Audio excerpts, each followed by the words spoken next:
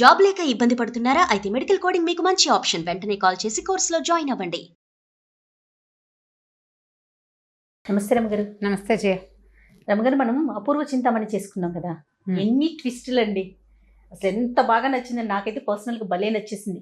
నాకే కాదు, మామ్స్ అందరికీ కూడా చిన్న పెద్ద తేడా లేకుండా బాగా చూసారు. కానీ ఇలాంటి ట్విస్టులు ఉన్న స్టోరీస్ చెప్పట్లేదండి మీరు. అన్ని సజావుగా వెళ్ళిపోతుంది, అన్ని రకరకాల ఆలోచనలతో వెళ్ళే స్టోరీలే వెళ్తున్నాం మనం. ట్విస్ట్ స్టోరీ కావాలి. ఉచిత IUI అండ్ IVF కన్సల్టేషన్ కోసం సంప్రదించండి 29. సరే, కథా చరిత్సాగరంలో విదూషకుడి కథ చెప్దాం. అయితే నీకు చింతామణి, అపూర్వ చింతామణి అంత అన్ని ఎపిసోడ్స్ రావు.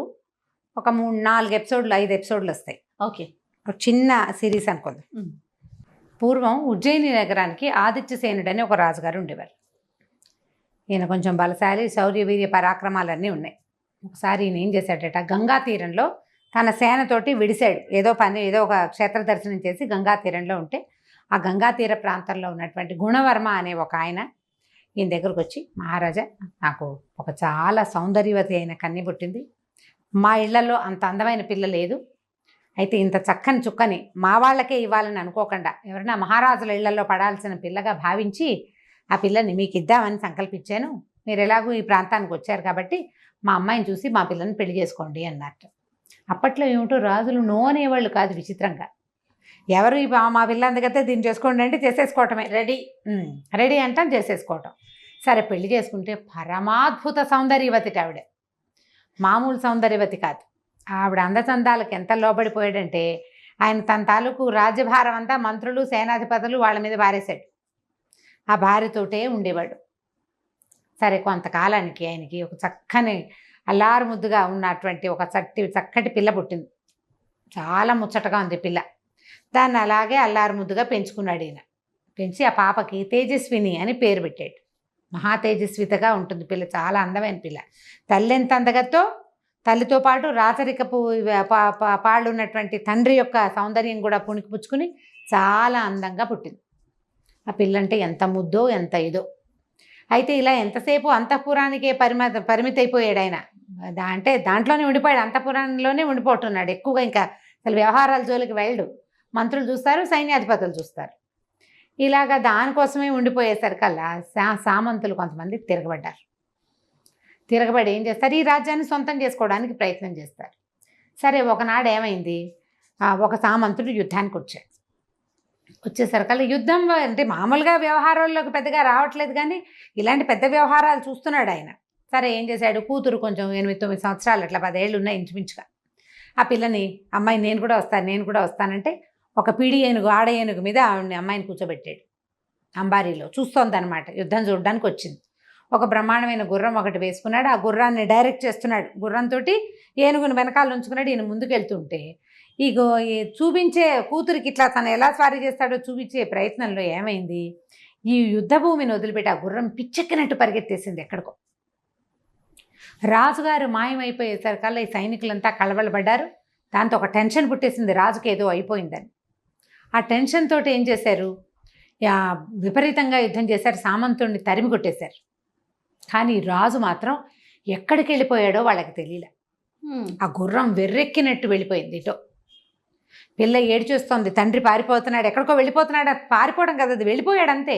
ఆ గుర్రానికి ఒక రకం తిక్క పుట్టేసింది అనమాట. దానికి ఆ తిక్క పుట్టడానికి కారణం ఏంటంటే, పక్కన ఏనుగు మీద కూర్చుంది కదా రాజకుమార్తె, ఆ ఏనుగు ఘీంకరించేసరికి దాని చెవిలో మోగింది. అది దానికి తిక్క పుట్టింది దానికి. ఇక వీళ్ళంతా ఉన్న వాళ్ళంతా, సైన్యం అంతా అలా వెనక్కి వచ్చేసింది.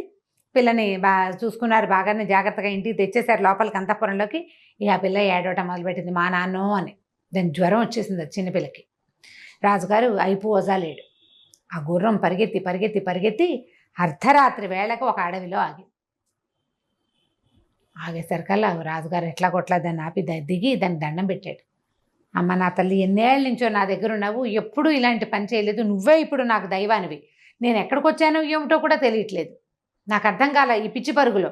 నీకు తెలిసి ఉంటుంది, నన్ను రక్షించని ఆ గుర్రాన్ని కావలించుకొని బోల్సేపు ఏడ్చాడు.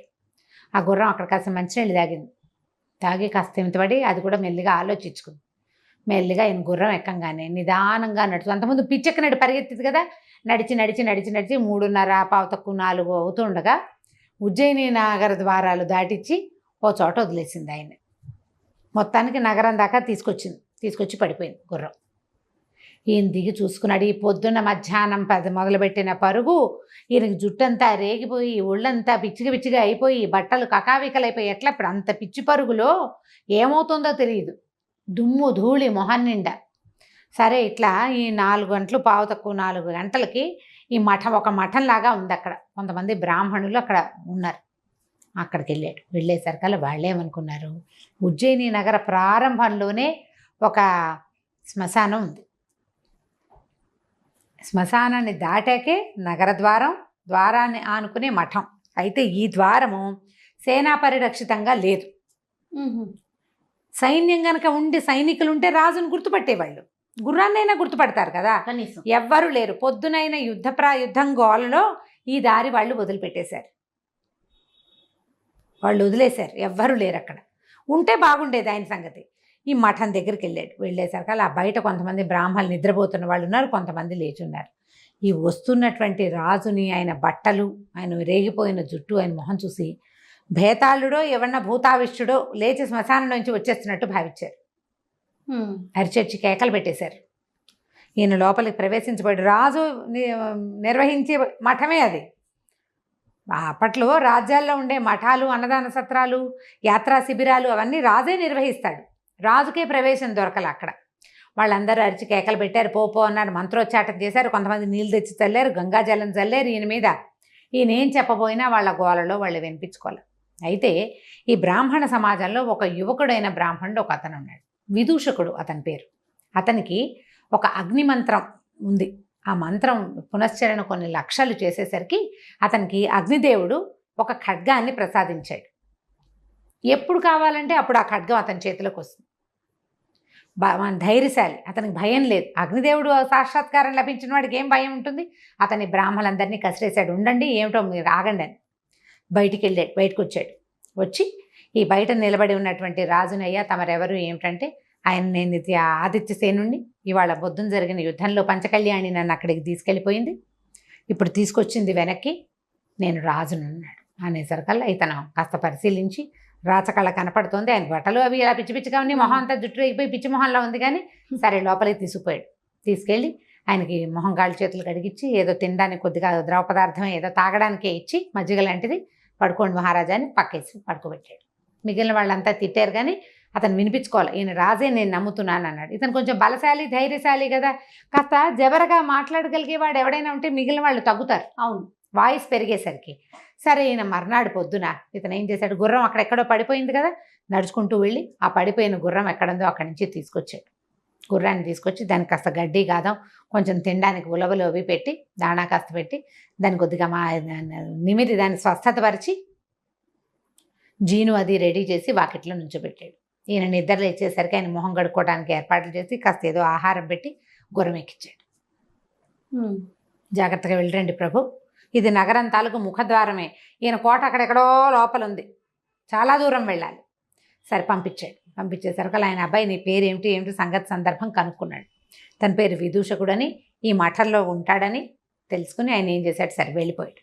వెళ్ళాక ఏం చేశాడంటే కొద్ది రోజులు కాస్త సెటిల్ అయ్యాక వీళ్ళని పిలిపించి వీళ్ళకి ఈ మఠానికి విదూషకుడికి మొత్తానికి కలిపి ఒక 10 గ్రామాలు వీళ్ళ పేరు మీద రాసేసరికల్లా వీళ్ళంతా ఆనందపడిపోయారు. అక్కడున్న బ్రాహ్మలంతా, వాళ్ళంతా ఆ ఊరు నుంచి ఈ ఊరు నుంచి చేరి ఆ మఠంలో ఉంటున్న వాళ్ళు.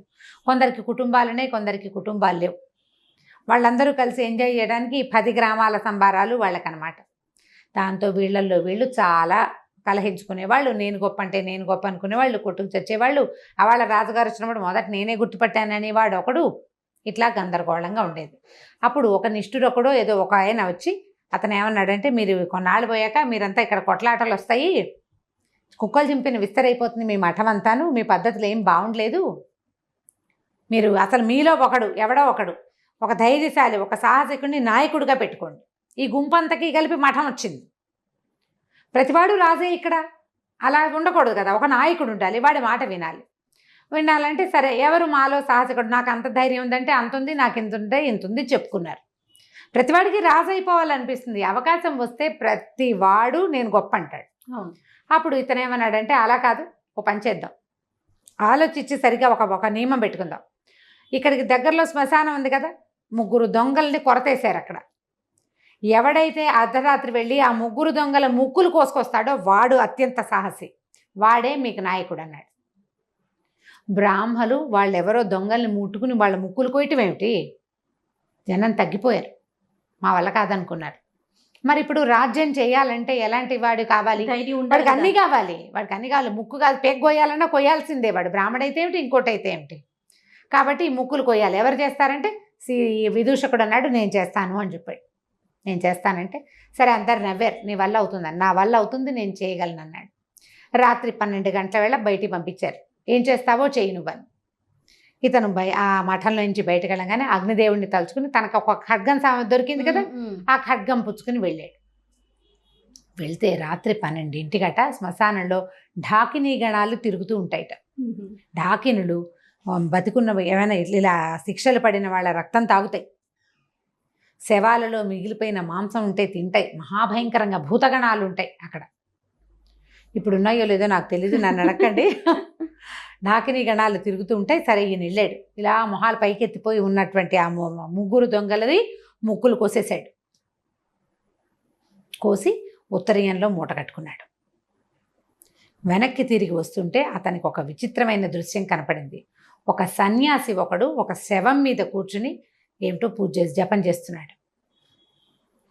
ఏమిటి వీడు చేస్తున్నది అంటే, డెడ్ బాడీ ఉంది అక్కడ. వాడేదో ఒక గోరీని తవ్వి బాడీని తీసి బయటపెట్టి దాని మీద కూర్చుని జపం చేస్తున్నాడు. ఇతను ఏమనుకున్నాడు, ఏమిటి వీడికి ఏం సిద్ధి కోసం వీడు చేస్తున్నాడు, అదేమిటో చూద్దామనుకుని ఒక పక్కనే దాక్కున్నాడు. దాక్కుని చూస్తున్నాడు నేరుగా ఏం జరుగుతోందా అని. ఉన్నట్టుండి హి హి హి హి అని వినపడింది. శవంలోంచి శబ్దం వస్తుంది. శవం నుంచి శబ్దం వస్తుంది. దాని నోట్లోంచి ఒక అగ్నిజ్వాల లాంటిది వచ్చింది. దాని బొడ్డులోంచి ఇన్ని ఆవాలు ఇట్లా పైకి ఇట్లా కుప్పగా వచ్చినాయి. అతను ఇట్లా దోశలు పెట్టి ఆవాలని పట్టుకున్నాడు. ఆవాలే సన్యాసి ఆవాలని మూట కట్టి ఉత్తరీయంలో పెట్టుకున్నాడు. లే అన్నాడు. ఈ డెడ్ బాడీ ఠకీమని లేచి నుంచింది. విడాన్ చూస్తున్నాడు అనమాట. సరే, ఏం చేశాడు ఈ సన్యాసి, ఎగిరి ఆ శవం భుజాల మీద కూర్చున్నాడు. ఆ శవం నడుచుకుంటూ వెళ్ళిపోతుంది. అది వాహనంగా ఉంది, కొద్దిగా గాల్లో తేలుతూ. వీడికి మన విదూషకుడికి ఇది భయం లేదు, సాహసికుడి తను. కత్తిపుచ్చుకుని తిరగలిగేవాడు కదా. సరే, ఇలాగో మనం కోసుకొచ్చిన ముక్కులు మన భుజానే ఉన్నాయి కదా, దీని సంగతి ఏమిటో చూద్దామని వాళ్ళ వెనకాలే పడి వెళ్ళాడు.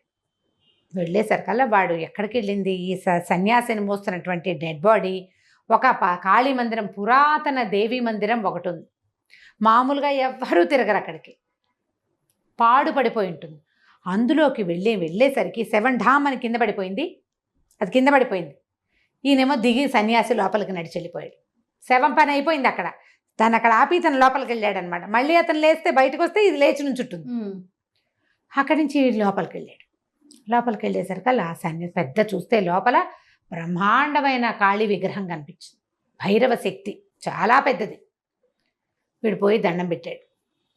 సన్యాసి ఈ మన విదూషకుడు అట్లాగే చూస్తున్నాడు ఉత్సాహంగా. ఏంటి జరుగుతుంది ఇప్పుడు అనేసరికల్లా, నేను నీకు శవ పూజ చేశాను, నాకు ఏమిటి ఆకాశగమన శక్తి లభించింది. వీళ్ళు ఆకాశంలోనే వచ్చాడు, అతను పరిగెత్తుకుంటూ రాలా. శవం కొంచెం గాల్లో తేలుకుంటూ వచ్చింది. ఆకాశగమన విద్య లభించింది నాకు. మరి ఇప్పుడు ఏం చేయమన్నావో చెప్పు. ప్రపంచంలో ఉన్నవన్నీ నాకు కావాలి, నాకు అన్నీ కావాల్సిందే. ఎలాగైనా నేను ఏం చేయమంటే అది చేస్తాను, ఎలాగైనా నువ్వు చెప్పింది చేస్తా. నువ్వు శవ పూజ చేయమన్నావు, చేశాను, అది అయిపోయింది. ఇప్పుడు నన్ను ఏం చేయమంటావు అని అడిగితే, ఈ భైరవ శక్తి లోపల నుంచి చెప్పింది, ఆదిత్యసేనుడి కూతురుని తెచ్చి నాకు బలివ్వు, అప్పుడు నీకు సకల విద్యలు సిద్ధిస్తాయి. ఆదిత్యసేనుడు ఎవరు? ఈ విదూషకుడు రక్షించిన రాజు. ఆయన కూతురు తేజస్విని అనే పిల్ల.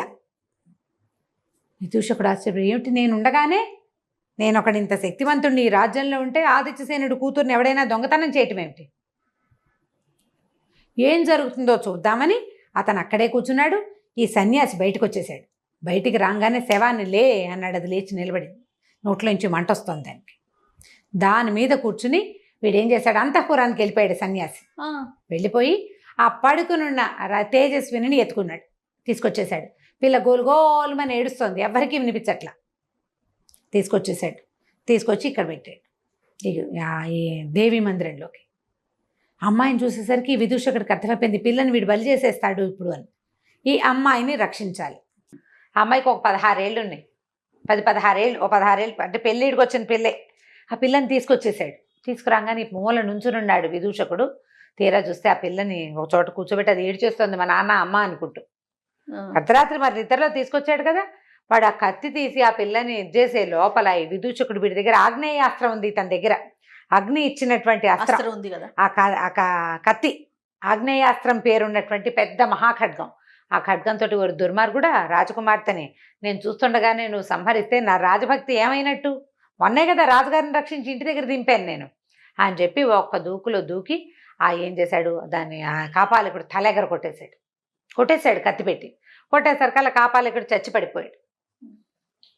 చచ్చిపడిపోయేసరికల్లా ఈ అమ్మాయి బేరమని నేర్చేస్తుంది. ఒక క్షణం అయ్యేసరికి అమ్మాయికి అర్థమైంది, తనని చంపబోతున్నవాడు చచ్చిపోయాడని, అక్కడ ఇంకో పెద్ద మనిషి నుంచున్నాడని. వీడు పంచ కట్టుకుని పిలక అది ఉండి విభూతి పండురాలు ధరించిన విదూషకుని చూసేసరికల్లా ఎక్కడో చూసినట్టుంది అమ్మాయికి. జ్ఞాపకం వచ్చింది, చాన్నాళ్ళ క్రితం సభలో చూసింది ఇతన్ని, కానీ అతనేనని మేకౌట్ చేయలేకపోయింది. అప్పుడు ఏమన్నాడు, అమ్మా నేను రాజకుమార్ని, మీరు భయపడకండి, నా పేరు విదూషకుడు, మీ రాజ్యంలో వాడినే, నేను మిమ్మల్ని రక్షించాను, అదండి బయటికి వెళ్దామన్నాడు. బయటికి వెళ్దామంటే అర్ధరాత్రి, ఇది శ్మశానం. వీళ్ళు ఎక్కడున్నారు, ఊరికి ఈ ఉజ్జయిని నగరానికి ఓ చివరుంది, మనం అదేగా చెప్పుకున్నాం మొట్టమొదట. ఈ చివరి నుంచి రాజుగారి మహల్ ఎక్కడుంది, నగరంలో బాగా అవతల వైపుకుంది, సగానికి పైగా అవతలకు వెళ్ళాలి. ఈ పిల్లని అర్ధరాత్రి తీసుకుని ఎట్లా వెళ్తాడు? ఇందాకటి వాడు ఏం చేశాడు, కాపాలికుడు ఆ శవం భుజాల మీద కూర్చుని వచ్చాడు. ఇంతలో ఒక ఆకాశవాణి వినపడింది. అక్కడ అశరీరవాణి, ఆకాశవాణి అనకూడదు, శరీరం లేదు, శబ్దం వినిపించింది. విదూషకుడా, నువ్వు చాలా తెలివిగల పనిచేసావు, వీడిని సంహరించేసావు.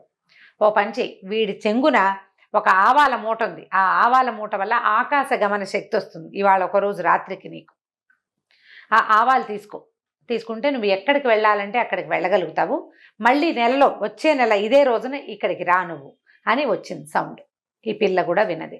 అక్కడి నుంచి ఈ శవం తాలూకు బట్టలు అవి చూస్తే ఉత్తరయంలో ఆవాలు వచ్చినాయి. అప్పుడు శవం బొడ్డులో నుంచి ఆవాలు ఎగిరితే పట్టుకున్నాడు కదా, ఆ పట్టుకున్న ఆవాలు మూట కట్టాడు. ఆ మూట కట్టిన ఆవాలు తీసుకుని ఇతను ఏం చేశాడు, ఆ అమ్మాయిని చేత్తో పుచ్చుకొని నేను రాణిగారి అంతఃపురంలోకి వెళ్ళిపోవాలని ప్రార్థించాడు. అనుకోగానే రైమని ఒకటే ఎగురు వెళ్ళిపోయాడు. ఆ అమ్మాయితో సహా అంతఃపురంలో వాలేసరికల్లా, అమ్మా నువ్వు పడుకో, మరి ఆకాశగమన విద్య ఇవాళ ఒక్కరోజే ఉంటుందండి అని చెప్పింది కదా ఆ శరీరవాణి, మరి నేను వెళ్ళిపోతాను, రాత్రి అంటే వెళ్ళిపోతా, తెల్లారేసరికి నేను విడిగా నడిచి వెళ్ళలేను కదా అంటే, ఆ పిల్ల బోరుమని నడిచింది. నువ్వు వెళ్ళిపోవద్దు, నన్ను అక్కడ బతికిచ్చావు, ఇక్కడ ఉండటానికే నాకు భయంగా ఉంది, నువ్వు పక్కనే ఉంటే ధైర్యంగా ఉంటా. వాడు కనుక లేచొస్తే, లేదా ఆ శవం మీద ఎత్తుకెళ్ళాడు నన్ను, ఆ శవం లేచొస్తే మనం ఏం చెయ్యాలి? కనీసం నీ చేతిలో కత్తుంది, నీ దగ్గర ఆవాలున్నాయి, ఆ రెండు ఉన్న నువ్వు ఉంటే నాకు ధైర్యంగా ఉంటుందని పిల్ల ఏడ్చేసరికల్లా ఇంకేం చేస్తాడు? సరేలే కానున్నది కాకమాందని ఆ ఆవాల చెంగును మూట అలాగే ఉంచుకొని ఆ అమ్మాయిని పడుకోమన్నాడు. తనేమో ఓ పక్కన కుర్చీలో కూర్చున్నట్టు చల్లగా నిద్ర పట్టేస్తుంది. ఇది ఎంత పరిగెత్తాడు, శ్మశానానికి వెళ్ళాడు, శ్మశానం నుంచి పరిగెత్తుకుంటూ వచ్చి కాళికాలయానికి వచ్చాడు, ఆ శవం వెనకాల పరిగెత్తుకొచ్చాడు, తిరుగుతున్నాడు హైరాణ. దాంతో నిద్ర పట్టేసింది. ఈ పిల్ల మాత్రం పెద్దగా నిద్రపోలే, భయంతో అలాగే అతను చూస్తూ కూర్చున్నది. తెల్లవారేసరికల్లా లేచి బయటికి వెళ్ళింది. పాపం ఈయన అలసిపోయాడు, ఆయన పడుకున్నాడని. కానీ ఈ లేచి బయటికి వెళ్ళంగానే చెలికత్తలంతా లోపలికి వచ్చేసారు. వచ్చి ఇక మంచానికి ఒక మంచం పక్కనే ఉన్న కుర్చీలో ఇంచుమించు మంచంగో కోడికి ఆ వెనకాలన్న భాగానికి హెడ్ రెస్ట్కి తల అంచి నిద్రపోతున్న విదూషకుడు మగవాడిని అంతఃపురంలో చూసేసరికల్లా కేకలు పెట్టారు. వాళ్ళంతా కేకలు పెట్టారు. అంతఃపుర రక్షకులు వచ్చేసి ఈ విదూషకుని చేత పుచ్చుకొని పదండి ముందు రాజుగారి దగ్గరికి అన్నారు. అనేసరికల్లా ఈ అమ్మాయి కూడా వచ్చింది వెనకాల. విదూషకుడిని రాజు దగ్గర ప్రవేశపెట్టారు. ఎప్పుడైతే విదూషకుడు అని తెలుసుకున్నాడో ఇతని శక్తి ఏమిటో ఆయనకు తెలుసు. రాజుగారికి ఇంతకుముందు చూశాడు కదా తను, ఇతనికి ఆగ్నేయాస్త్రం ఉంది ఇతని దగ్గర, అది కూడా ఆయనకు తెలుసు. సరే ఏమిటినైనా ఏమిటి సంగతి, నువ్వు ఎట్లా వచ్చావు ఇక్కడికంటే, ప్రభు నిన్న ఇట్లా జరిగింది, మరి వాళ్ళేమో ముగ్గురు దొంగల ముక్కులు కోసుకురమన్నారు. ఇదిగోండి ఆ ముక్కులనే మూట వేడదీసి చూపించాడు.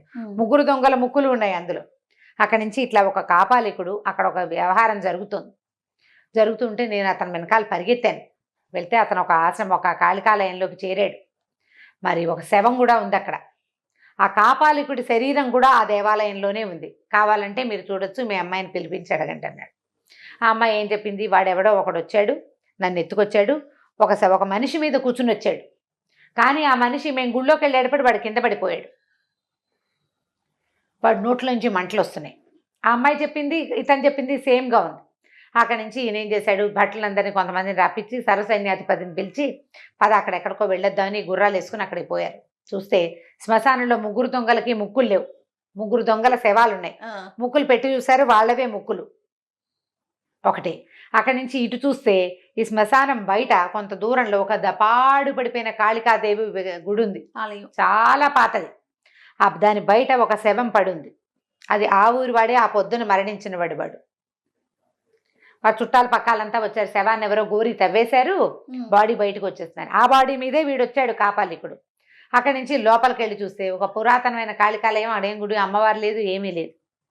కానీ చచ్చిపడున్న కాపాలికుడి శవం కనపడింది అక్కడ. ఇవన్నీ చూసి ఈయన చాలా సంతోషించి, లేకపోతే ఒక్క దెబ్బలో ఈ పిల్ల కాస్త హతమైపోయేది అంతే. రాజుగారు ఏమన్నాడు, విదూషకుడిని చాలా మెచ్చుకుని, నాయన నువ్వు చాలా గొప్పవాడివి, నీ అంత మహాసత్వుడు నాకు అల్లుడు కావటం కంటే నాకేం కావాలి, మా పిల్లని పెళ్లి చేసుకో అని చెప్పేసి ఈ పిల్లని పెళ్లి చేసుకున్నారు. ఇంకా అక్కడ బ్రాహ్మణ సత్రంలో అయిన గొడవ అవన్నీ తెలుసుకున్నాడు ఆయన. వాళ్ళందరినీ మీ దారిని మీరు పడండి, ఎవరైతే ముగ్గురు దొంగల ముక్కులు కోసుకురమ్మని చెప్పాడు కదా, ఒకడు నిష్ఠురొక్కడో ఎవడో వాడి పేరు, అతన్ని ఆ మఠానికి హెడ్గా పెట్టేసారు. ఈ విదూషకుడిని తీసుకొచ్చి పెళ్లి చేశారు. పెళ్లి చేసేసరికల్లా ఒక 1 నెల రోజులు గడిచినాయి. భార్యతో చాలా కులాసాగా ఉన్నాడు. రాజుగారు అల్లుడైతే ఏం కొదవా. సరిగ్గా నెల తిరగంగానే ఈ పిల్ల, ప్రభు మీరు ఆ గుడికి వెళ్ళొద్దు, గుళ్ళో దేవత ఆ రోజు మిమ్మల్ని పిలిచింది కాదు, నెలకల్లా రమ్మని, గుడికి వెళ్ళొద్దా మీరు అంది. అనేసరికల్ అవును కదా గుర్తొచ్చింది. అర్ధరాత్రి లేచేసి ఆ అమ్మాయి చెప్పటం కూడా రాత్రి 11 గంటల వేళకి చెప్పింది. చెప్పి పడుకుని నిద్రపోయింది. ఈయన తన కత్తి పుచ్చుకుని గుళ్ళోకి వెళ్ళిపోయాడు. గుళ్ళోకి వెళ్తే గుడి ఎక్కడుంది, అది పాడుపడిన గుడి. ఆ గుడిలో ఏముందో ఇతనికి తెలియదు. మళ్ళీ మొదట వెళ్ళినప్పుడు పెద్ద ఇంత జేజమూర్తి కనబడింది. రాజుగారితో వెళ్ళినప్పుడు ఏం లేదు, ఏదో ముగ్గులు గిగ్గులు అన్నీ ఉన్నాయి, అమ్మవారి విగ్రహం మాత్రం అక్కడ లేదు. కాపాలికుడి శవం ఉంది. ఇప్పుడు వెళ్ళేసరికి అలా గుళ్ళోకి అడుగు పెడితే అది గుడి కాదు, ఏదో ఒక మహాహర్మ్యం లాగా ఉంది. లోపల ఒక అందమైన అమ్మాయి కూర్చుని ఆ అమ్మాయి ఏం చెప్పిందంటే, ఈయన ఏం చేశాడు, గుడి బయట నిలబడి, నేను విదూషకుడిని, నేను వచ్చాను, నెల తర్వాత రమ్మన్నావు అంటే రా లోపలికి అని కేక వినపడింది. లోపలికి వెళ్తే అది ఒక హార్మ్యం లాగా ఉంది. లోపల ఒక అమ్మాయి కూర్చుని. ఆ అమ్మాయి ఏం చెప్పిందంటే, నేను విద్యాధర రాజైన విద్యాధర సేనుడి కూతురుని, నా పేరు భద్ర. నేను ఆ శ్మశానంలో ఇవి డాకినీ గడాలు ఉన్నాయి కదా, వాళ్ళని చూడ్డానికి వచ్చాను. నువ్వు ఎప్పుడైతే 3 దొంగల ముక్కులు కోసావో అప్పుడు నేను నీ వంకే చూస్తున్నాను, నువ్వు చాలా అందంగా ఉన్నావు, నువ్వు నాకు నచ్చావు. ఆ తర్వాత నువ్వు కాపాలికుడిని వెనకాల తిరిగావు, అక్కడి నుంచి ఇక్కడికి వచ్చావు, నేను నిన్ను వెంబడించి ఇక్కడికి వచ్చేసా. వచ్చిన తర్వాత నాకు తెలిసింది నువ్వెంత శక్తిమంతుడివో, నీ దగ్గర ఎలాంటి మంత్రశక్తి ఉందో తెలిసింది. అందుకనే నేను ఆ అశరీరవాణిని నేనే ఆ ఆవాలు తీసుకోమని నీకు ఆజ్ఞ ఇచ్చాను. నిజానికి ఆవాల్లో ఏమీ లేదు, ఆ శక్తి నాది, నీ ఆకాశగమన విద్య నాది. నేను వచ్చాను నీతో పాటు అక్కడికి, నీకు కనపడకుండా. నెల తర్వాత రమ్మని నేనే నీకు చెప్పించాను. నాకు తెలుసు రాజకుమార్తెను పెళ్లి చేసుకుంటావని. ఓ 1 నెల రోజులు నువ్వు ఆ భార్యతో గడిపి తర్వాత నా దగ్గరకు వస్తామని ప్లాన్డ్గా చెప్పాను నీకు. ఆ అమ్మాయిని ఆవేశించి ఇవాళ ఇక్కడికి రావాలని గుర్తు చేసింది కూడా నేనే. నేను నిన్ను ప్రేమించాను, నాతో ఉండిపోవాలి. ఈయన రాజకుమార్తెని రాజుగారిని అన్నీ వదిలిపెట్టేశాడు. విద్యాధర కన్నా తిరిగితే ఇక రాజుగారి కూతురు ఎందుకు ఉంది, పెళ్ళాం ఉండి అని చెప్పి ఈ అమ్మాయితోటి ఉండిపోయాడు. కొన్ని రోజులు గడిచిపోయినాయి. అక్కడ రాణిగారి యువరాణి తెల్లవారి నిద్రలేచి భర్తేడి చూసుకుంది. మా ఆయనేడి ఏడవటం మొదలుపెట్టి. రాజుగారు రాణిగారు అంతా ఏమైపోయాడు, రాత్రి 11 గంటలకి తాంబూలాలు ఇచ్చారు. తర్వాత ఏమైందో తెలీదు. అప్పుడు ఈ అమ్మాయి గుర్తు చేసుకుని, కాదండి గుళ్ళోకి వెళ్ళుంటాడు, ఆ గుడికి నేను చెప్పానంటలా. ఆ పిల్ల గుర్తులేదు, నేనే గుళ్ళోకి వెళ్ళాలని గుర్తు చేశానని గుర్తులేదు. ఏడ్చేడ్చి శోకాలు పెట్టాక ఇతనికి తల్లిదండ్రులు లేరు, చుట్టాలు పక్కాలు లేరు, ఎవరింటికి వెళ్ళాడు, ఏమయ్యాడు అని ఓ ప్రశ్నలు వచ్చాక తట్టింది. అవాళ్ళండి నన్ను కాపాలికుడు చంపైపోయిన రోజున ఆ గుళ్ళో శక్తి జేజీ నెల తర్వాత రమ్మంది, ఓవేళ ఆ గుళ్ళోకి వెళ్ళాడేమో నాన్నగారండి అంది. అనగానే వీళ్ళంతా పొలోమని గుళ్ళోకి వెళ్తే అదొక పాడుపడిన దేవళం. అవాళ్ళు ఏం చూసారో ఇప్పుడు కూడా అక్కడ అదే ఉంది, ఏమీ లేదు. నిజానికి ఆ గుళ్ళోనే ఉన్నాడు విదూషకుడు. ఆ లోపల ఒక హర్మ్యం లాంటిది, అదంతా మాయ మహత్యాల్లో ఉందన్నమాట. అతను అక్కడ ఉన్నా కూడా వీళ్ళకి కనపడలా. అయితే ఏమైంది, ఈ రాజుగారు అంతా వెతికిస్తున్నాడు, అన్ని బ్రాహ్మణ అగ్రహారాలు ఆ ఊళ్ళు ఈ ఊళ్ళు వెతికేస్తున్నారు, చెరువులు దొరువులు వెతుక్కుంటుంటే ఈ ఒక యోగి ఒక ఆయన ఈ దీనికి వచ్చాడు సభకి. వచ్చినప్పుడు ఆయన యువరాణిని చూసి, అమ్మాయి నువ్వేం బెంగపెడకు, మీ ఆయన మంచి ఏమంటారంటే దివ్యోత్తేజాన్ని పొందుతున్న దశలో ఉన్నాడు, ఇప్పుడు తిరిగి వస్తాడు, తిరిగి రాడేమో భయపడబోక నువ్వు, ఆయన చాలా దివ్య వైభవాన్ని పొందుతున్న పరిస్థితుల్లో ఉన్నాడు అతని జాతకం ప్రకారం. నీ జాతకం ప్రకారం కూడా కొద్ది రోజులు నీతో భర్త ఉండడు, కానీ అతను బతికే ఉన్నాడు, తిరిగి వస్తాడు, నువ్వు కంగారు పడద్దు అన్నారు. అనేసరికి సరే అమ్మాయి కాస్త ఏడుస్తున్నా, భర్త లేడని మూసుకున్నప్పటికీ నిదానిచ్చింది, ఏడుపు తగ్గించుకుంది. ఈ భద్రతో ఉన్నాడు కదా, ఈ భద్ర ఇతను కొన్నాళ్ల పాటు బాగా ఎంజాయ్ చేశారు, హాయిగా ఉన్నారు వాళ్ళిద్దరే. ఒకనాడు ఈ భద్రకి ఒక స్నేహితురాలు ఉంది, యోగేశ్వరిని. ఆవిడొచ్చి ఏం చెప్పిందంటే, నువ్వు విద్యాధర కన్యవయ్యి ఇలాగా ఈ మానవుడితో జతకట్టామని వాళ్ళందరూ నీ మీద కోపంగా ఉన్నారు, నిన్ను శిక్షించడానికి వచ్చేస్తున్నారు, పారిపో ఇక్కడి నుంచి. ఎలా పారిపోవాలి? ఇక్కడి నుంచి తూర్పు వైపున కార్కోటకం అనే ఒక నగరం ఉంది, అది దాటాక సీతద అనే ఒక నది ఉంది, ఆ నది దాటిన తర్వాత ఉండిన పర్వతం, ఒక సిద్ధపర్వతం ఒకటి ఉంది అక్కడ, సీతోద అనే నది, దాని తర్వాత ఒక సిద్ధపర్వతం. ఆ పర్వతం మీదకి విద్యాధరులు రారు, నువ్వు ఇమీడియట్గా అక్కడికి పారిపో, తలదాచుకో, వీళ్ళు రారు, నువ్వు వెళ్ళి ఉండగలుగుతావు, స్త్రీవి, నువ్వు మానవుడితో జతకట్టున్నావు కాబట్టి, మగవాళ్ళు రాలేరు, నిన్ను శిక్షించలేరు. మరి ఇప్పుడు నేను వీడినేం చేయను అని వాడు ఏడ్చింది. నేను ఇతను వదిలిపెట్టలేంటే ఏం పర్వాలేదు, ఇతను మహాసత్వుడు, తన దగ్గర ఆగ్నేయాస్త్రం ఉంది, పైగా అసలు వెరుపు లేదు, ఇతనికి విషయం కొద్దిగా చెప్పి నువ్వు ఇక్కడి నుంచి లేచక్క పారిపో ఇక్కడి నుంచి, వాళ్ళు వచ్చే లోపల అని చెప్పి వెళ్ళిపోయింది. ఈ భద్ర కాస్త ఏడ్చి దుఃఖించి మొత్తానికి ఆ భర్తకి తన ఈ విదూషకుడికి చెప్పిందనమాట, నేను కార్కోటక నగరం ఉంది, దాని తర్వాత నది ఉంది, ఆ తర్వాత విద్యాధర సిద్ధపర్వతం ఒకటి ఉంది, విద్యాధరులు రారు, నేను అక్కడికి వెళ్ళిపోతున్నాను, నువ్వు అక్కడికి రా, ఈ ఉంగరం ఉంచుకో అని ఒక ఉంగరం వేలికి పెట్టింది. డెంగుమని మాయమైపోయింది. ఈయనకి తెలిసింది తను ఎక్కడున్నాడు. అమ్మాయి మాయమైపోగానే ఆమె పెట్టినటువంటి ఆకాశ హర్మ్యం ఉంది చూడు లోపల, మాయ హర్మ్యం కూడా మాయమైపోయింది. ఈయన పాడుపడిన కాళికాలయంలో కూర్చుని ఉన్నాడు. హడిలిపోయాడు, ఏమిటి నేను ఇక్కడికి ఎందుకు వచ్చాను అని. కానీ అతనికి ఏమనిపిస్తుంది, ఒక కళలాగా తను ఇక్కడికి వచ్చినట్టు, ఇక్కడ ఒక విద్యాధర కన్యక మహాసౌందర్యవతి ఉన్నట్టు, తను దాంతోటే చాలా కాలం గడిపినట్టు జ్ఞాపకం ఉంది, కళ లాగా అనిపిస్తుంది. వేలికేమో ఉంగరం ఉంది, అంటే ఇదంతా నిజం. అయ్యో నాకు ఆ కళ్ళలో చూస్తున్న స్త్రీయే కావాలని ఉంది. ఎలా అక్కడికి వెళ్తాం? సరే ఆవిడ ఏదో చెప్పింది కదా, ఎక్కడికో వెళ్తున్నానని చెప్పింది, అక్కడ సిద్ధాశ్రమంలో సిద్ధపర్వతం మీద ఉంటుంది, అక్కడికి వెళ్ళాలి. సరే ఏం చేశాడంటే నిదానంగా బయటకు వచ్చాడు. వస్తూ ఏం చేశాడు, అక్కడ పూజా సామాగ్రి ఏవో ముగ్గులేసి చెత్తగా ఉంది కదా, అదంతా ఒంటి నిండా పూసుకున్నాడు, బట్టలు చించేసుకున్నాడు. చించుకుని బయటకు వచ్చాడు. భద్ర అని అరుస్తూ బయటకు వచ్చేసరికల్లా ఆ చుట్టుపక్కల ప్రాంతంలో ఉన్న ప్రజలంతా రాజుగారు అల్లుడు విదూషకుడి కోసం వెతుకుంటున్నారు కదా, వచ్చాడు విదూషకుడు దొరికాడు అన్నారు. తీసుకుపోయి రాజుగారి ఆస్థానంలో అప్పచెప్పారు. ఈయన భద్ర అంటాడు, బట్టలు ఉంచుకోడు, చింపేసుకుంటాడు, ఏది కనపడితే అది ఒంటికి పూసేసుకుంటాడు, భద్ర అంటుంటాడు. ఏమండు, ఏమీ మాట్లాడు. వచ్చాడు కదా భర్త, ఈవిడేం చేసింది, శుభ్రంగా రాజకుమార్తె స్నానం అది చక్కగా చేయించి భోజనం పెట్టపోతే సగం భోజనం తిన్నాడు. అక్కడి నుంచి లేచేళ్ళు అక్కడ ఏదో బూడిదుంటే పొయ్యిలో బూడిదంతా పూసేసుకుంటాడు ఒంటికి. వాళ్ళు వీళ్ళు ఉచ్చాటన చేసేవాళ్ళు, భూత వైద్యులు, రకరకాల వాళ్ళు వచ్చారు. ఎవరు ఏం చేసినా ఆ భద్ర మాండు, బూడిది పోసుకోవడం మాండు, బట్టలు చింపుకోవడం మాండు. ఒక ఉన్మత్త దశ. దాంతో సరే రాజుగారికి వైద్యులు ఏం చెప్పారు, ఇతన్ని కట్టేసి లోపల నుంచి రాజు కట్టుదిట్టం చేసేసాడు, ఇతను ఎక్కడికో బయటికి వెళ్ళిపోయాడు, ఇంకా వెళ్ళనివ్వకూడదు, కూతురు ఏడుస్తుందని. ఆయన కూతురు అంటే ప్రేమ. ఇవి వచ్చిన వైద్యులు ఏం చెప్పారంటే, వదిలిపెట్టేయండి ఇతన్ని, మెల్లిగా సెట్ అవుతాడు, ఏదో చూశాడో ఏదో విన్నాడో, ఎందుకంటే నిన్నటిదాకా తెలివైన వాడు, ఆగ్నేయాస్త్రం ఉంది ఇతనికి, అగ్ని ఉపాసకుడు, ఏదో జరిగి ఇలా అయ్యాడు, వదిలిపెడితే అతనంతటా అతనే సెట్ అవుతాడంటే. సరే కూతురికి కూడా చెప్పాడు, అమ్మాయి ఏదో వేళకు వస్తే అన్నం పెట్టమ్మా, బట్టలు చింపుకున్నాడులే, బూడిది పూసుకున్నాడులే, నార్మల్ అవ్వలేదని నువ్వు ఏడబాక, ఎలాగో చెప్పాడు మనకి యోగి, ఇతను నార్మల్ అవుతాడని, వదిలిపెట్టు, ప్రశాంతంగా ఉండు, కట్టుదిట్టం చేయొద్దు, బయటికి పోనీ, కాస్త అటు ఇటు తిరిగి వస్తే ఏం తొక్కాడో ఇవన్నీ వచ్చినాయి, ఇంకోటి ఏదైనా తొక్కి సరే అవుతాడని కూతురికి నచ్చ చెప్పాడు. దాంతో ఆ అమ్మాయి కూడా మొగుడిని హమేషా కనిపెట్టుకుని ఉండటం మానేసింది. వేళకి ఏదో భోజనం, మంచినీళ్ళు, పాలు, నీళ్లు చూస్తూ ఉండేది, కాస్త అటు ఇటు తిరుగుతున్నాడు. వదిలేశారు. వదిలేయంగానే ఈయన దొరికిందే ఛాన్స్ అని ఈ ఉంగరం సరి చేసుకుని భద్రా నడుచుకుంటూ బయటకు వచ్చేసాడు. తిరిగి వస్తారు, 2-3 సార్లు బయటకు వచ్చి తిరిగి వచ్చాడు. నమ్మారు వాళ్ళు. తిరిగి నమ్మించేశాడు. ఓ 4-5 రోజుల తర్వాత తనంతట తను బయలుదేరి వెళ్ళిపోయాడు బయటికి. తూర్పు కనుమలు దాటాక అక్కడ ఏదో ఒక కర్కోటక నగరం ఉంది, అది దాటి ఇంకా వెళ్ళాలి ముందుకి. సరే ఏం చేశాడు, బయలుదేరి ఆ పక్కకి వెళ్ళిపోవటం మొదలుపెట్టాడు. ప్రయాణం చేస్తూ వెళ్ళి మధ్యలో ఒక ఊర్లో ఆగాడు.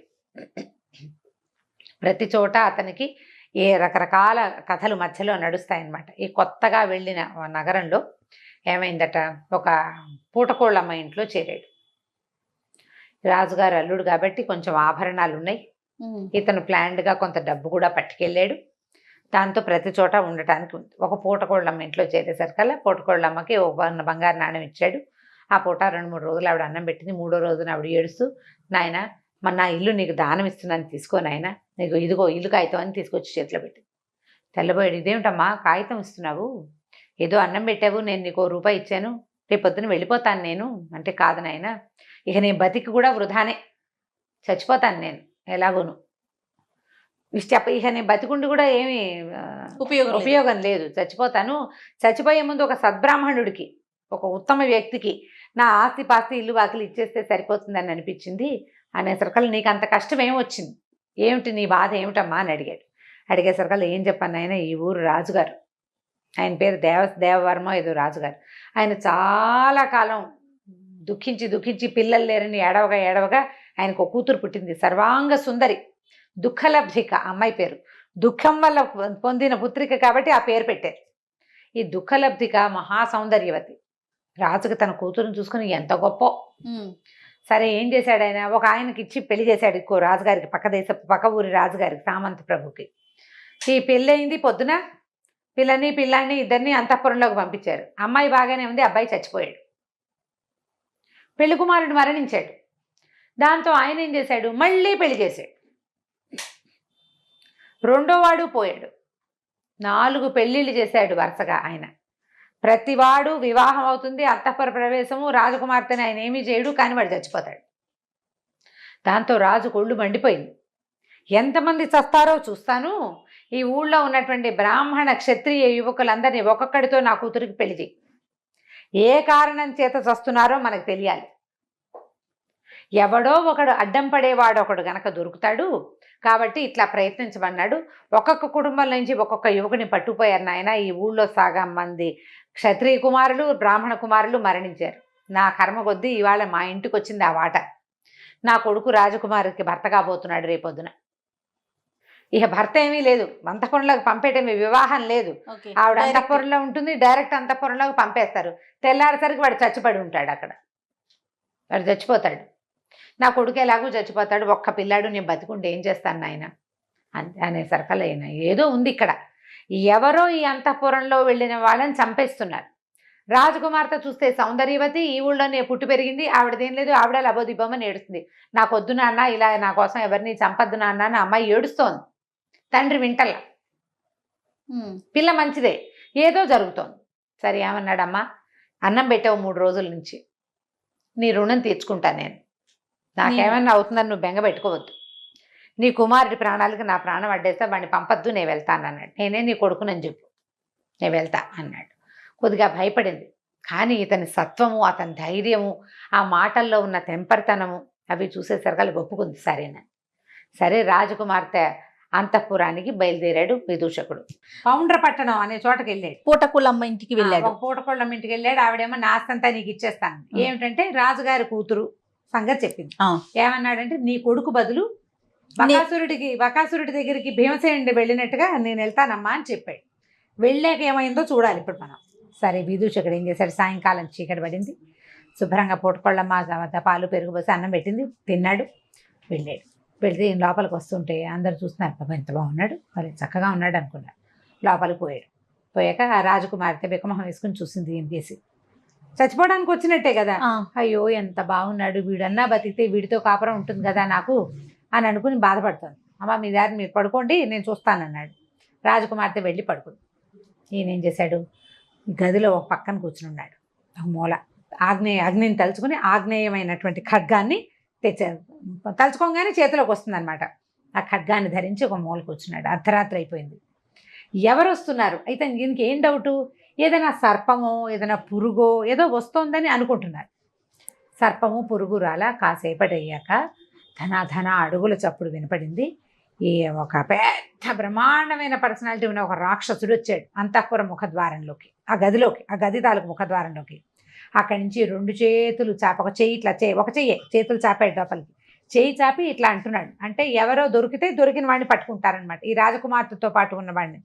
ఈయన ఏం చేశాడు, వెంటనే ఆ కత్తి తీసి, ఓ దుర్మార్గుడా, నువ్వే వచ్చిన ఈ ఊళ్ళోకి, ఈ అంతఃపురంలోకి వచ్చిన మగవాళ్ళందరినీ తినేస్తున్నట్టున్నావు, నీ సంగతి చెప్తానుండని ఈ కత్తి పెట్టి ఒక్క వేటేశాడు. చెయ్యి తెగిపోయింది. ఇక్కడ దాకా చెయ్యి లోపల చాపాడు కదా, దెబ్బదాకా తెగిపోయి చెయ్యి అట పడిపోయింది. పడిపోయేసరికి రాక్షసుడు గగ్గోలు పెడుతూ పరిగెత్తుకుంటూ వెళ్ళిపోయాడు. అంతఃపురంలో ఎవరు కదలిక లేరు. ఈయన హాయిగా అయిపోయిందిగా. ఈ రాక్షసుడు చెయ్యి ఎలా పడిందంటే సరిగ్గా ఆ ద్వారానికి అడ్డంగా పడింది, ఇంకోళ్ళు ఎవరు లోపలికి రానివ్వకుండా. ఈయన ఖడ్గాని పక్కకు పెట్టుకుని శుభ్రంగా తను కూడా ఒక తివాచి చూసుకుని పడుకుని నిద్రపోయాడు. ఇంకెవరు రారు, వీడే ప్రతిసారి వస్తుంది. తెల్లవారేసరికల్లా గంటలు మోగాయి. ఇంకేముంది, శవమే, వాడు ఉండడు, చచ్చిపడి ఉంటాడని అనుకున్నారు. తీరా చూస్తే ఈయన చక్కగా హాయిగా పడుకుని నిద్రపోతున్నాడు. రాజకుమార్తె పడుకుంది. ఆవిడ లేచి చూసింది. అంతా వీళ్ళంతా వచ్చారు బయట నుంచి, పని వాళ్ళు వస్తారు కదా, అంతఃపుర సైనికులు, రక్షకులు, ఈ అమ్మాయిని సేవించేటువంటి సేవకురాళ్ళు, రాజుగారు, మంత్రి గారు, సైన్యాధిపతి, సమస్తమైన జనాభా వచ్చి చూసేసరికల్లా కళకళ్ళాడుతూ నుంచుని ఉన్నాడు విదూషకుడు. ఆశ్చర్యపోయారు. ఆ రాక్షసుడి చెయ్యి లోపల కనపడింది. నాయన, ఎవరు మహానుభావుడివి, నువ్వు ఎక్కడి నుంచి వచ్చావు ఏమిటి అంటే ఈ విషయం వ్యవహారం అంతా చెప్పాడు. మా అమ్మాయిని వివాహం చేసుకో, ఇక్కడే ఉండన్నారు. వాడు కొద్ది రోజులు ఉన్నాడు అక్కడ, వివాహం చేసుకున్నాడు. మరి ఎవరి వల్ల ఆ అమ్మాయి రక్షించబడుతుందో ఆ పిల్ల నా దుఃఖలబ్ధికని అతనికే ఇవ్వాలి. కొద్ది రోజులుండి నేను వేరే వ్యవహారం మీద వెళ్తున్నానని చెప్పేశాడు. చెప్పి బయలుదేరాక ఏమైంది, ఈసారి ఏమైందంటే ఒక ఓడ వర్తకుడితోటి అంటే సముద్రం మీద ప్రయాణాలు చేసే ఒక వర్తకుడితోటి స్నేహం అయింది. ఇతనికి కార్కోటక నగరం, అక్కడికి వెళ్ళాలి ఈయన. సరే, ఈ వర్తకుడితో స్నేహం అయితే ఆ వర్తకుడు నేను ఆడ సముద్రం మీద వెళ్తానంటే రాజుగారితో చెప్పాడు, నేను మళ్ళీ వస్తానండి, ఇప్పుడే నేను ఇక్కడ ఉండటం నాకు కుదరదు, వేరే వ్యవహారం మీద వెళ్తున్నానని చెప్పి ఆ వర్తకుడితో కలిసి బయలుదేరితే సముద్రంలోకి వెళ్ళింది పడవ. చాలా దూరం, రోజులు గడిచిపోతున్నాయి. ఒక రోజులో జరగల ఇదంతా, నెలలు గడిచిపోయినాయి. ఈయన భద్ర కోసం వెళ్తున్నాడు. ఈ దారిలో ఏమైంది, సముద్రంలో పడవ ఉన్నట్టుండి ఆగిపోయింది.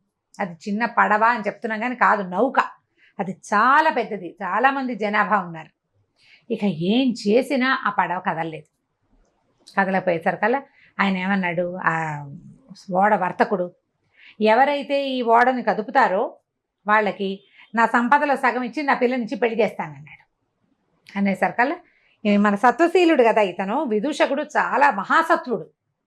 తను ఏమన్నాడు, నేను చూస్తాను, అసలు ఇక్కడ ఏముందో నేను చూస్తానని చెప్పి ఏం చేశాడు, ఆ సముద్రంలోకి ఆగ్నేయాస్త్రాన్ని పట్టుకుని దూకేసరికల్లా కిందకి వెళ్ళేసరికి అతనికి ఏం కనపడిందంటే ఒక మహాకాయుడైన ఒక రాక్షసుడు నిద్రపోతున్నాడు. ఆ నిద్రకి అతని పిక్కకి ఈ పడవ తాలూకు కింద భాగం ఉంటుంది కదా, ఈ మట్టిని కదుపుతూ నడిచేది, అది పట్టేసుకుంది. వీళ్ళు ఎంత ప్రయత్నం చేసినా పిక్క, అతను ఎంత మహాకాయుడు, ఈ ఓడకి కనీసం 20 ఇంతలు ఉన్నాడు. ఇతను ఏం చేశాడంటే ఈ ఆగ్నేయ కత్తి ఉంది కదా, దాంతో ఆ పిక్కని తెగ నరికేసేసరికి పడవ కదిలితే వెళ్ళే ముందు ఏం చెప్పాడు, ఇతనికి ఎట్లా వేశారు వీళ్ళని సముద్రంలోకి వెళ్ళటానికి, నడువుకి తాడేసి వదిలిపెట్టారు సినిమాటిక్గా. ఆ కింద పని అయ్యాక అతని పైకి లాగాలి. వాళ్ళకి చెప్పాడు, నేను కేక పెడతాను, పడవ కదలంగానే నన్ను లాగండి అన్నాడు. అనేసరికల్లా సరే అందరు ఒప్పుకున్నారు. మరి పైన ఉన్నారు కదా, ఇదే ఒక సినిమాలో చూశారు, జ్ఞాపకం చేసుకోండి. ఆ సినిమాలో ఐడియా వాళ్ళ సొంత ఐడియా కాదు, కాసిం ఇలాంటి కథల్లోది, ఇది కథా సరిత్సాగరంలో కథ. సరే, కిందకేశారు, తాళ్ళు పట్టుకుని ఉంచుకున్నారు కదా, పైనుంచి పట్టుకున్నారు, అతని కాళ్ళు పట్టుకుని కిందకి వదిలిపెట్టారు. తలకిందులుగా వచ్చాడు కిందకి. నరికేం కానీ పడవ కదిలింది. నావ కదలంగానే వాళ్ళు ఏం చేశారు, అది నా వర్తకుడు కనిపించింది, ఈ బాపడు వీడెవడికో నా పిల్లని నేను ఎందుకు ఇవ్వాలి, పడవ ఎలాగూ కదిలిపోయింది, వీడు కొత్తగా స్నేహం పోనివ్వమని ఏం చేశాడంటే తాళ్ళు నరికించేసాడు. అయ్యో, ఈ తలకిందులుగా ఉన్న విదూషకుడు పెళ్ళమని నీళ్ళలోకి పడిపోయాడు పూర్తిగా. ఇప్పుడు పైనుండి ఆసరా పట్టుకుని ఉన్న దారి వేరు, ఆసరా కోసం కానీ వదిలిపోయారు. అంతకుముందు వాళ్ళు ఆపి పట్టుకున్నారు, ఇప్పుడు పట్టు లేదు, పడిపోయాడు కిందకి. పడిపోగానే ఏం చేశాడంటే ఇక అర్థమైంది ఇతనికి, వాళ్ళు మోసం చేశారు. కానీ ఏ రాక్షసుడి పిక్కనైతే తను నరికాడో ఆ పిక్కని ఆసరా చేసుకుని అదొక దీనిలాగా, పిక్క అంటే కింద భాగం మోకాలు కింద నుంచి పాదం దాకా ఉండేది కదా, దాన్ని ఆసరా చేసుకుని సముద్రంలో ఈదటం మొదలుపెట్టాడు. ఏదో ఒకటి కావాలిగా, సముద్రాన్ని ఈదుతూ ఒక పక్కకి ప్రయాణం, సముద్రం ఏ పక్కకి తీసుకెళ్తే ఆ పక్కకి అట్లా ప్రయాణం చేసుకుంటూ వెళ్ళాడు. ఒక నది, ఒక తీరానికి చేరాడు, సముద్రమే ఒక తీరానికి చేరేసరికి ఒక అశరీరవాణి వినపడింది. భళా విదూషక, నువ్వు చాలా గొప్ప సమర్థుడివి, మహాసత్తుడివి, నేను నీ ఆరాధ్యతమైనటువంటి అగ్నిహోత్రుణ్ణి. ఇక్కడి నుంచి, ఇది దిగంబర దేశం, ఇక్కడి నుంచి 7 రోజుల్లో నువ్వు కార్కోటక నగరానికి చేరతావు. అక్కడ దాకా నీకు ఆకలి దప్పులు లేకుండా వరం ఇస్తున్నాను. కార్కోటక నగరం వెళ్ళాక అక్కడ నీ యొక్క మనసు తీరుతుంది, నువ్వు చాలా సమర్థుడివి, నువ్వు ఇలాగే నీ పనులు చేసుకుంటూ ఉండమని ఆజ్ఞ వినపడింది అశరీరవాణి. ఆ తర్వాత అతను అక్కడి నుంచి 7 రోజులు ప్రయాణం చేసి ఆ కార్కోటకం అనే నగరానికి చేరాడు. అది చాలా గొప్ప అద్భుతమైన నగరం, ఎంత బాగుందో. అక్కడ ఆ రాజువారు, ఆ ఊరి రాజుగారు కట్టినటువంటి ఒక బంగారు దేవాలయం ఉందట. ఆ దేవాలయానికి వెళ్ళాడు. ఇతను మంచి రూపాలు లావణ్యమైన వాడు కదా, అందమైన వాడు. అక్కడున్న బ్రాహ్మణ సమాజం అతన్ని బాగా ఆదరించింది, భోజనాలు పెట్టారు, చక్కగా దేవాలయం అంతా చూశాడు, చుట్టుపక్కల ఊరంతా చూశాడు. అక్కడి నుంచి ప్రయాణించాలి తను. అయితే ఏమైందంటే, ఈ బ్రాహ్మణ సమాజం వాళ్ళతో కబుర్లు చెప్పుకుంటున్నాడు, తను ఏ ఊరు, ఎక్కడి నుంచి వచ్చాడు, తర్వాత జరిగిన సంగతులు చెప్పుకుంటారు కదా. రాజుగారిది ఒక ఇది వినపడింది. ఏమిటి, రేపు ఉదయం ఎవరైనా సరే కుమారుడు, క్షత్రియుడు కానీ బ్రాహ్మణుడు కానీ రాజకుమార్తెని వివాహం చేసుకోవాలని కోరుతున్నట్లయితే వాళ్ళు ఈ రాత్రికి రాజకుమారి అంతఃపురంలో నిద్ర చేయాలో అని. ఈయన తెలివిగలవాడు, ముందే సత్వుడు, ప్రధానంగా ఇలాంటి ఏమైనా ఛాలెంజెస్ ఉంటే ఉత్సాహంగా ఉంటుంది. నేను చేస్తానన్నాడు. అనేసరికల్లా ఈ బ్రాహ్మణ సమాజం అంతా అంది, నాయన అంత సులువు కాదు, రాజుగారి కూతురు దగ్గరికి ఎవడెళ్తే వాడు చచ్చిపోతున్నాడు అంతఃపురంలో, ఇలా జరుగుతుందని వాళ్ళు ఏంటంటే ముందు రోజు నిన్ను టెస్ట్ చేస్తారు, నువ్వు బతికుంటే రేపొద్దున పెళ్లి చేస్తారు, బతికలేకపోతే నిన్ను వదిలేయటమే. అమ్మాయి పెళ్లి చేయడానికి ఇప్పటికి సంవత్సరాలుగా ప్రయత్నిస్తున్నారు, టమ్కేస్తారు, రానివాడు రాడు, వచ్చినవాడు వస్తాడు, ఇవాళ రారు, రేపు మళ్ళీ టమ్కేస్తారు, రేపు ఎవడో ఒకడు వెళ్తాడు పిచ్చి పెద్దవా, వాడు దొరికిపోతాడు. అనేసరికి తను ఏమిటో చూస్తాను, నేను ఆల్రెడీ ఇలాంటిది ఒక క్రియ చేశాను, నాకు తెలుసు, నేను వెళ్తానన్నాడు. ఎంత వద్దన్నా అతను వినలా. అయితే అతను ఇలా తలుచుకోగానే అతని చేతిలోకి కత్తి రావటాన్ని చూసిన బ్రాహ్మణ సమాజం అంతా నమ్మింది, వీడి దగ్గర ఏదో మహావిద్య ఉంది. సరే, ఈయన అంతఃపుర ప్రవేశం చేశాడు. ఆ రాజకుమార్తె ఎంత అందగత్తో ఇతను చూసి ఏడవటం మొదలుపెట్టింది. అయ్యో, నా మళ్ళీ చచ్చిపోవడానికి ఇంకొకడు వచ్చాడే అని. ఆ రాత్రి ఆవిడని పడుకోమన్నాడు. ఈయన మెలకుగా ఉన్నాడు. ఈసారి ఒక రాక్షసుడు మళ్ళీ వచ్చాడు. వాడు ఎడం చేయి లోపలికి పెట్టి ఇతన్ని పట్టుకోపోయాడు. వాడికి కుడి చేయి లేదు. ఇతను ఏం చేశాడు, ఆ చేయి గట్టిగా పట్టుకుని వాడు జుట్టు పట్టేసుకున్నాడు. ఎవడరా నువ్వు, అసలు ఏమిటి నీ సంగతి ఏమిటి అనేసరికల్లా ఆయన విదిలించుకుని, బాబు నువ్వెవరో నన్ను పట్టుకున్నావు, నీకు చాలా బలశాలివి నువ్వు, నేను ఒక యమదంశుడు అనే ఒక రాక్షసుడిని, నాకు 2 కూతుళ్ళు, ఓ కూతురు పౌండ్ర నగరంలో రాజు కూతురు దుఃఖలబ్ధికగా అక్కడ ఉంది, రెండోది విద్యుత్ ప్రభ ఇక్కడ ఉంది అమ్మాయి. నా కూతుళ్ళు 2ని ఈ వేరే మానవులతోటి సంగమం కుదరదు వాళ్ళకి, అందుకని వాళ్ళని రక్షించడానికి వాళ్ళ దగ్గరికి ఎవరు వచ్చినా సరే నేను వాళ్ళని చంపేస్తాను, మగవాళ్ళు మా పిల్లల్ని ఏం చేయకూడదు. ఓహో, ఆ రాజులకు తెలియదు, వాళ్ళు భూలోకపు రాజులు, వాళ్ళ ఆడపిల్లకి పెళ్లి చేయటమే వాళ్ళ ఉద్దేశం. వీడి ఉద్దేశం అది కాదు, వీడికి ఒక మహాపురుషుడు కావాలి తన కూతుళ్ళకి. శంకర ఆజ్ఞ, ఎప్పుడైతే నీ బాహువులు నరకబడతాయో అప్పుడు నీ పిల్లలకి శాప విమోచనం అన్నాడు. నేను కూతుళ్ళని రక్షించుకోవడానికి ఓ చెయ్యి ఆ బిల్డింగ్లో ఆ అంతఃపురంలో, రెండో చెయ్యి ఈ అంతఃపురంలో పెట్టి కూర్చున్నాను, ఎవడొస్తే వాడిని చంపేస్తున్నాను. పౌండ్ర నగరంలో కూడా ఒకడు నా కుడి చేయి నరికాడు, ఇప్పుడు నువ్వు ఎడం చేయి నరికేసావు, నా జుట్టు కూడా పట్టుకున్నావు, నా శాప విమోచనం అయిపోయింది నాయన అనేసరికల్లా ఇతను చెప్పాడనమాట నవ్వుతూ, పౌండ్ర నగరంలో నీ చేయి నరికింది నేనే అనేసరికల్లా నాకు శాప విమోచనం అయిపోయింది, నేను ఇంకా నా పిల్లల్ని రక్షించక్కర్లేదు, నువ్వు నా కూతుర్ని పెళ్లి చేసుకుని హాయిగా ఉండు, నేను నీకు సేవకుడుగా ఉంటా, నువ్వు ఎప్పుడు ఎక్కడికి రమ్మంటే అక్కడికి వస్తాను, నన్ను తలుచుకుంటే వస్తాను, ఏ సహాయం కావాలన్నా చేస్తాను నాయన, నన్ను వదిలిపెట్టేయమన్నాడు. సరే, జుట్టు పుచ్చుకున్నాడు కదా, జుట్టు వదిలిపెట్టేయంగానే రాక్షసుడు మాయమైపోయాడు. తెల్లారేసరికల్లా ఇతను సజీవంగా ఉండటం, రాజకుమార్తె చక్కగా ఉండటం చూసుకుని రాజుగారు చాలా సంతోషించి ఆ కార్కోటక నగర ప్రభు పిల్లనిచ్చి పెళ్లి చేశాడు. 2 కాదు, మొదట ఒక పెళ్ళయింది తేజస్విని తోటి. అవునవును, తేజస్విని, వీళ్ళిద్దరు భద్ర, 4. ఓహో, అక్కడి నుంచి కొద్ది రోజులు వీళ్ళ దగ్గర ఉన్నాడు. ఉన్నా కూడా ఇతనికి విద్యాధర కన్య ఉంది, ఆ భద్ర మీదే ఉంది మనసు, ఆమెను సాధించాలి ఎలాగైనా. అప్పుడు ఏం చేశాడంటే, మళ్ళీ వీళ్ళతోటి సరిగ్గా చెప్పకుండానే ఈ విద్యాధర కన్యను వెతుక్కుంటూ ఈ కార్కోటక నగరం నుంచి ఇతను బయలుదేరిపోయాడు విదూషకుడు. దారిలో 2 పెళ్లిళ్ళు చేసుకున్నాడు, ఒక రాక్షసుని సంహరించాడు. అదే సమర్చి అంటే అతను శాప విమోచనం చేశాడు. అతడి సహాయం తనకి దొరికేలాంటి ఏర్పాటు చేసుకుని మళ్ళీ ప్రయాణం మొదలుపెట్టాడు. విదూషకుడు రాక్షసుడి 2వ చెయ్యి కూడా నరికేశాడు. వాడు జుట్టు పుచ్చుకుని లొంగ తీసుకున్నాడు. నేను ఎక్కడికైనా వెళ్ళాలంటే నేను ఏం పని కావాలంటే ఆ పని చేస్తానని ఒప్పుకున్నాడు ఆయన. ఆ రాజకుమార్తెను వివాహం చేసుకున్నాడు. కొద్ది రోజులు ఉన్నా కూడా విద్యాధర కన్య అయినటువంటి భద్ర కోసం బయలుదేరాడు. బయలుదేరి ఏం చేశాడు, ఆస్థానం నుంచి బయటకు వచ్చేసాక అతన్ని యమదంష్టుడనే ఆ రాక్షసుడిని తలుచుకున్నాడు. నన్ను సిద్ధపర్వతం, ఇప్పుడు మనం కార్కోటక నగరంలో ఉన్నాం, ఇక్కడి నుంచి ఇంకా ముందుకెళ్ళాలి. సీతోద అనే ఒక నది ఉంది.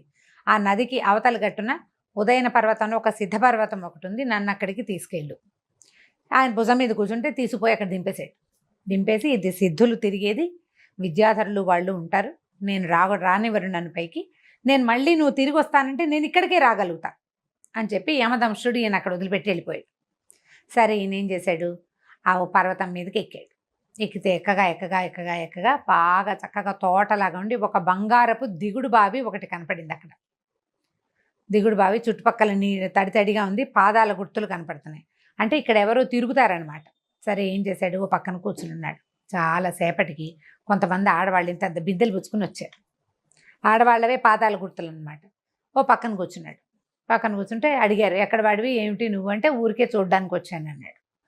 ఈ నీళ్ళు ఎవరికి తీసుకెళ్తున్నారు అంటే, వాళ్ళలో ఒక ఆవిడ ఏం చెప్పిందంటే, విద్యాధర కన్యక ఒక ఆవిడ భద్ర అని ఉంది, ఆవిడ స్నానానికి తీసుకెళ్తున్నాము అంది. వీడికి మనవాడికి కావాల్సింది ఆవిడే కదా. సరే ఏం చేశాడు, వాళ్ళు బిందెల్లో నీళ్ళు నింపుకుంటున్నారు కదా, బిందెలో ఒక ఉంగరం వేసేసాడు. ఒక ఉంగరం ఇచ్చింది భద్ర, ఆ ఉంగరం వేసేసాడు. అయితే ఆ అమ్మాయి ఏ బిందెలో వేశాడో ఆ బిందె తాలూకు అమ్మాయి ఇచ్చి, అయ్యా కొంచెం ఎత్తవా ఈ బిందె నాకు, బిందె ఎత్తాలి కదా, ఇట్లా ఎత్తి పైన పెట్టాలి. బిందె ఎత్తి భుజం మీద పెట్టాడు. అక్కడే ఉన్నాడు. ఆ చుట్టుపక్కల తోటల్లో బొళ్ళని పళ్ళు గిళ్ళు ఉన్నాయి, కోసుకుని తిన్నాడు. ఆ నూతి దగ్గరే కూర్చున్నాడు కదలకుండా. ఈ ఆడాళ్ళంతా నీళ్లు పుచ్చుకుని వెళ్ళారు. అక్కడ స్నానశాలలో పోసారు. ఆ బిందెత్తి నీళ్లు పోస్తుంటే ఆవిడ ఒళ్ళో పడింది ఆ ఉంగరం. భద్రకి ఒళ్ళో పడేసరికల్లా ఉంగరం చూసుకోగానే ఆవిడకి తెలిసిపోయింది వచ్చేసాడని. ఇది ఎక్కడ దొరికింది ఈ ఉంగరం ఏమిటంటే, అయితే వీళ్ళు ఏమన్నారు, ఈ బిందె పట్టుకొచ్చిన అమ్మాయి అక్కడ ఉన్న ఒక వ్యక్తితోటి మాట్లాడింది, ఆయన ఎవరో నవయువకుడు, మానవుడు, చక్కగా సంస్కృతం మాట్లాడుతున్నాడు, అక్కడ ఉన్నాడని చెప్పేసరికల్లా ఈ అమ్మాయి పరిగెత్తుకుంటూ